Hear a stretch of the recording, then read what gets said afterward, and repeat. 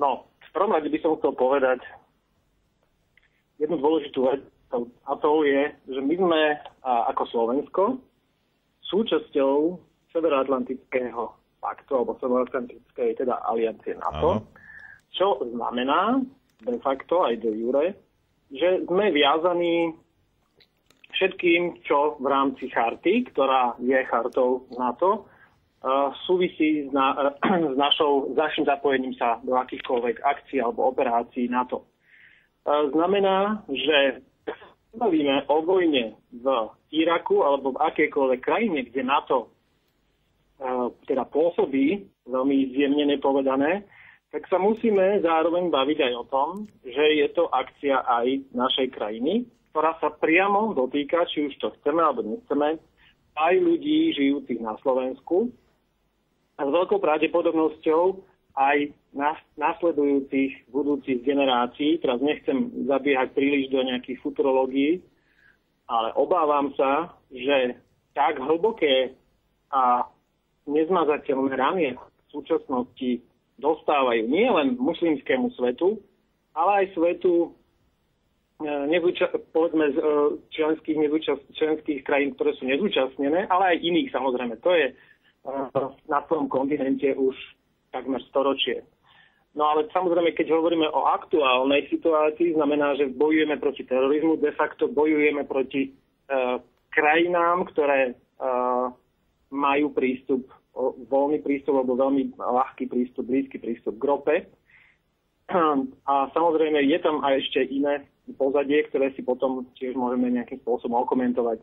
Čiže aby som to zhrnul, ak sa dnes niekto pýta, má taký pocit, že na čo sa tu baviť o nejakej geopolitickej situácii, na čo sa baviť o niekom, koho odstrelia niekde, nejakého diktátora, či môže za to, nemôže za to, či mal ten alebo onen v tom prste. Tak nie je to celkom tak, ale respektíve nie je to vôbec tak, pretože my máme absolútnu väzbu na krajiny, ktoré sú tam zúčastnené. Samozrejme, naši vojaci sa nezúčastňujú na všetkých tých vojnových alebo teda vojenských operáciách, ktoré sú tak jemne eufemizmom pomenované ako misie, alebo dokonca oslobodzovacie misie.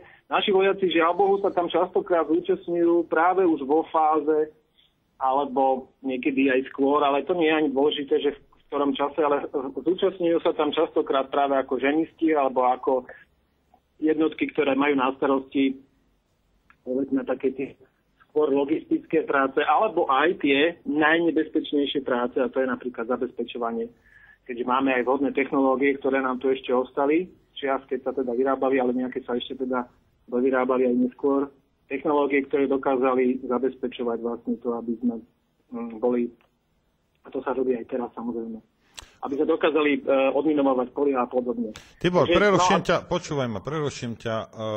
Ty si na handsfree? Áno. No, možno preto ľudia si sťažujú, že nepočujú dobre. Vedel by si preskočiť na... Tak skúsim to, počkaj moment. Ak by si sa stretil, ja ti zavolám. Haló? No, je to takto lepšie. Super.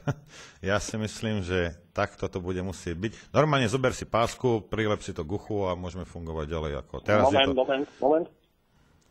Už ide pre pásku.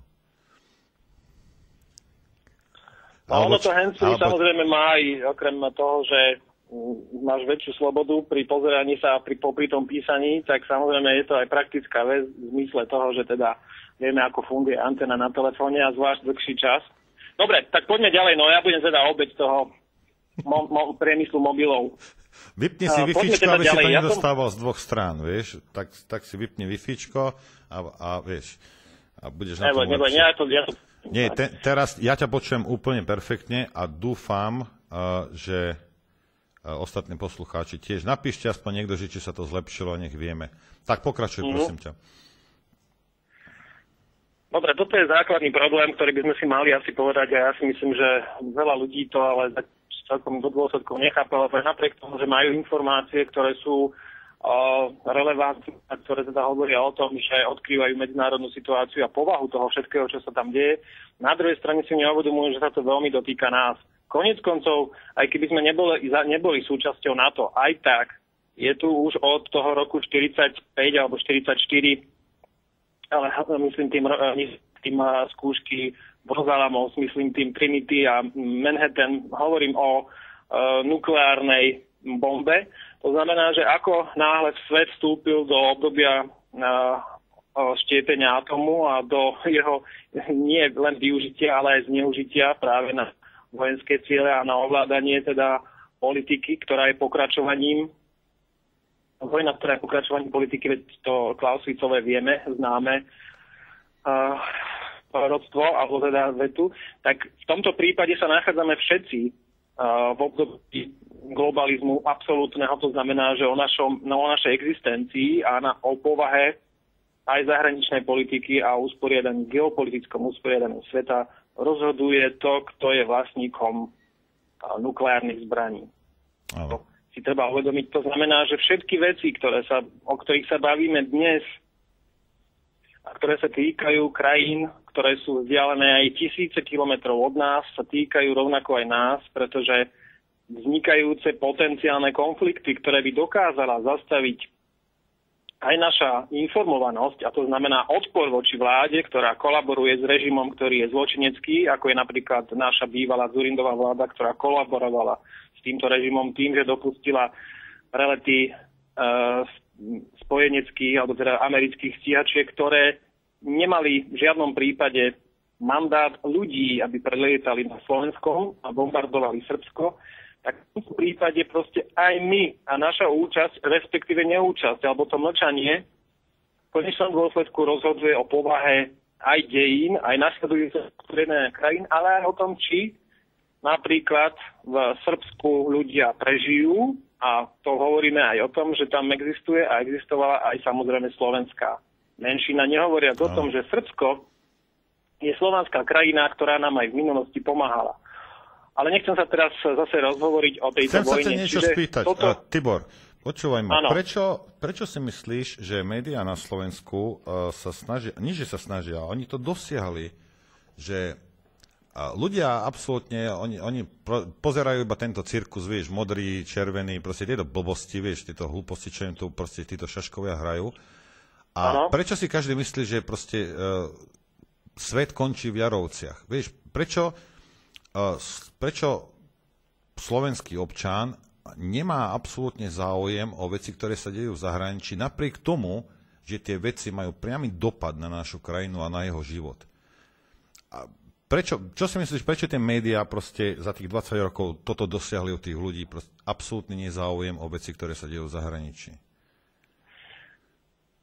Ja si nemyslím ani, že to je vedľajší produkt akoby tých médií.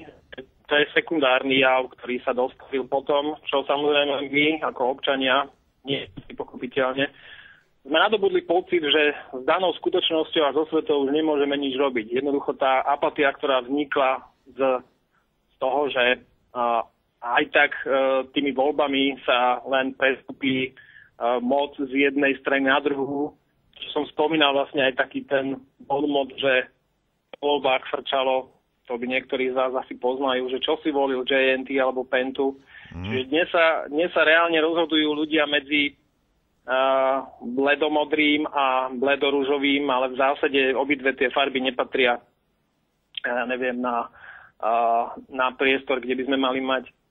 To znamená, že obidve tieto alternatívy sú už dneska veľmi obmedzené.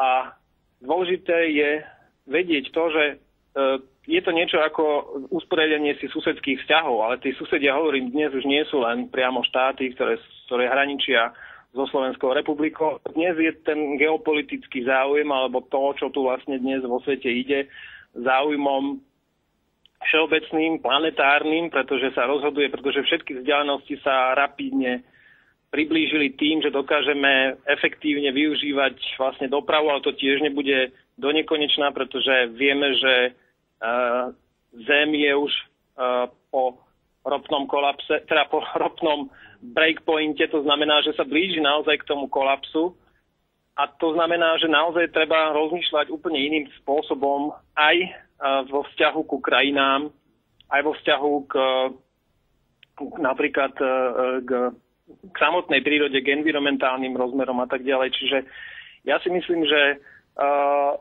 toto sa musí zmeniť a ono sa to mení tým, že ľudia dostávajú iné informácie, lebo povaha informácií, ktoré doteraz dostávali, bola veľmi skreslená, je veľmi skreslená, ľudia o tom vedia, ľudia neveria médiám vo väčšine už aj podľa prieskumov, nie len na Slovensku, ale to je celosvetový trend, to vieme a preto vlastne vzniká aj to obrovské hnutie, alebo taký ten trend, ten veľký prúd alternatívnych médií, ktorí ponúkajú niekde menej, niekde viac kvalitný pohľad na realitu.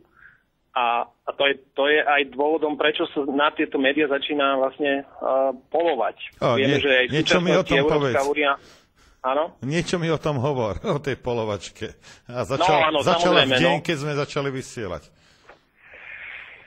Áno, ale to nie len, áno, jasné, to je jedna z vecí, ale ono to má tendenciu, nie len tendenciu, ale ono sa to už pripravuje a ono sú schválené konkrétny. Vieme, že Európska únia začína prijímať